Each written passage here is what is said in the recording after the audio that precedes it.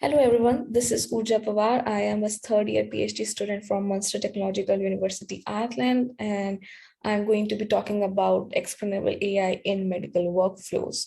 Um, so I'll first discuss my paper, which was published in IEEE CBMS 2021, and then we'll be talking about how we are thinking of extending the work. So I'll first discuss what I mean by hierarchical medical workflows. So when we want to, diagnose a disease, we basically start at a self-report level. We observe our symptoms, we feel feverish or something, and then we decide to go to a general practitioner where he or she might conduct our, screening tests like blood pressure or sugar test and something like that. And if the general practitioner suspects something, then he or she might suggest us to visit hospitals and carry out some advanced diagnosis. Now, again, in advanced diagnosis, you can have multiple type of examinations. You can have your visual examinations, medical imaging, genetic testing, cellular and blood level analysis, and so on. And these examinations, these diagnostic tests, sometimes are required in combination. Sometimes, sometimes you just require two of them or multiple diagnostic tests. So it varies in that way. But when we talk about machine learning models that are trained for diagnosing a disease, it basically takes all of the data into consideration at once. And that is not proper because we are neglecting that hierarchical structure of our medical workflows.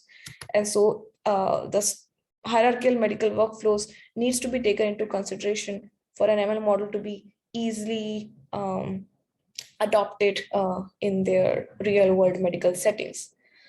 Now, challenges while doing this is consideration of the hierarchical structure itself and incorporating it in the ML models. Then we also want that once our ML models have been trained, we want an explainable representation of how they're operating, and we want it to relate it to medical workflows. And last but not the least, incorporation of domain knowledge is required for these type of machine learning systems to be in place. So what we did was basically we, while moving towards a solution, we first constructed our hierarchical structure based on the data set that we were working on. And then based on the medical literature, we accumulated what feature corresponds to which hierarchy and at what stage that diagnostic test is being carried on. Then we trained the machine learning model and collated the performance metrics and feature importance scores. And then we represented all of it using a directed acyclic graph. So the graph looks something like this because there were a number of features in our heart disease dataset that we were using from UCI repository. We have abbreviated it out. So TA is typical angina, which is the normal chest pain. ATA is atypical angina, which means the chest pain is not actually a chest pain, but it is but it is shown in or symptomized by some other symptoms. Asymptomatic angina, in which we don't feel chest pain, but it is actually happening. Something wrong is actually happening. NAP is non-anginal pain, which basically means that whatever chest pain you are having is not related to the heart disease. C is your serum cholesterol levels. EIA is exercise-induced angina, which means, of course, while you're exercising, the chest pain occurs. MHR is maximum heart rate, whether it's exceeded or not. F represents the number of vessels that are colored by fluoroscopy, and THAL is the thallium stress test that is carried out for diagnosing heart disease eventually. And so we segregated all the features that were present in that data set into 3 levels. You can see at the bottom, we have self-report, standard diagnostics, and advanced diagnosis written. And what happens now is we trained our model for different feature sets that corresponds to different levels. The only condition being at whatever test or whatever feature we want to include, the test preceding it will be included in the feature sets, because we don't move to advanced diagnosis at once. We always have our self-report features and standard diagnostics done before moving to advanced diagnosis. So it is constructed in that way. And if you see that at a self-report level, age is given the highest importance, which is 52.1%. And it makes sense because with increasing age, the chances of heart disease increases. Then at the standard diagnostics level, we see that serum cholesterol, which is C, which is given the highest importance among all the features. And it is in line with the fact that serum cholesterol test is the most common test which starts the diagnosing of heart disease.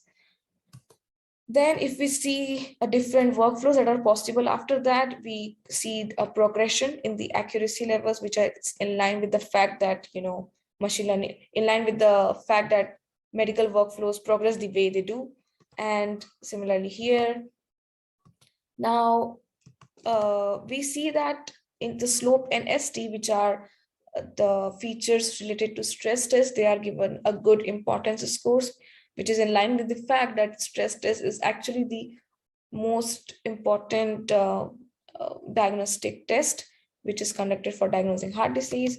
Then we see MHR, which is maximum heart rate. It is given really less importance score, which again is in line with the medical literature that says that maximum heart rate need not be always 220 minus age of that person. It can be more or it can be less. There is no proven fact that MHR describes the exact maximum heart rate. Then if we see exercise-induced angina, initially it's given high importance scores, but as we progress towards including more and more features towards, increasingly towards completing the medical workflow, we see it's being given less and less importance scores, which is in line with the fact that yes, initially exercise-induced angina might represent heart disease, but later on, as we have more diagnostic in place, exercise-induced angina is less representative of a heart disease to occur. So now, if we talk about, so that was our previous work, but if we talk about at a particular stage, what all things can be observed, then the one is recommended diagnostic path. So let's say I'm at this stage where slope is considered, and I want to know, according to machine learning, what should be my next diagnostic path look like. And so based on accuracy gains, we can maybe find out that. Then we have another thing which can be relevance of this particular diagnostic test. So again, with feature importance scores, we are able to identify that at this particular medical workflow, this feature is being given this much relevance. But let's say if we want to know about value range for critical care, which means what sort of values of this diagnostic test corresponds to a patient being critical. We want to know what machine learning learned in that way. So that is another question at a particular medical work, at a particular stage of the medical workflow that a clinician might have. And one other thing can be confirmation of non-critical diagnosis. So we basically do not want to go for advanced diagnostic test unnecessarily. We want to identify the normal patients and just let them go at earlier stages. So what confirmation is required to be made to be sure that the patient is non-critical? So these questions basically want a more quantifiable metric that can be used for answering them. And so if we talk about counterfactuals, and actually if we see this particular medical workflow that progresses in the way it's done, and all the yellow circles or yellow nodes basically represent that all the tests that have been conducted. And if we see that if the machine learning model's outcome is that particular patient being classified as vulnerable to heart disease, and we are interested in a counterfactual explanation, which will basically suggest what are the minimum feature changes in that particular patient record that would have resulted in a different classification, which is healthy classification. And so in this case, we not only want the minimum feature changes, we want minimum and valid feature changes. And so if we say, let's say sugar, if sugar and cholesterol values would have been different, then the patient might have been classified as healthy. And now, since counterfactual explanations also tell us the exact units of change or the different category that the feature should belong to. So for example, sugar is a binary feature, which is 0 or 1, whether the person has diabetes or not. And C, serum cholesterol, is a continuous numerical feature, which is, as per counterfactual, it is usually suggested below 200. So we can maybe have a range extraction from that, which basically corresponds to, range values for critical care patients. And we can identify that, okay, machine learning model has learned this range to be belonging to critical care patient.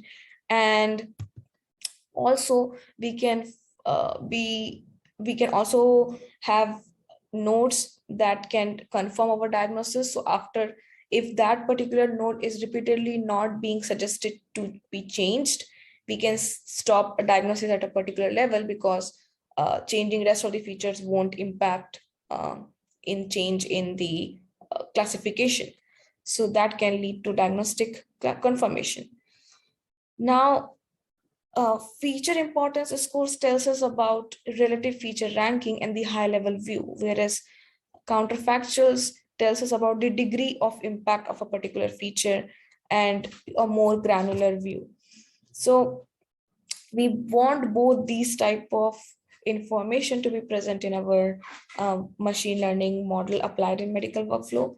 And so we want to work towards unifying those explanations, so that, and that too accurately, so that it can be used for feature relevance ranking, and then we can use it for local decisive features, and also have a knowledge about degree of impact of relevant features. The value addition out of this work could be, deriving insights by complementary explanations to enable explainable AI in real world medical workflow. So yeah, thank you.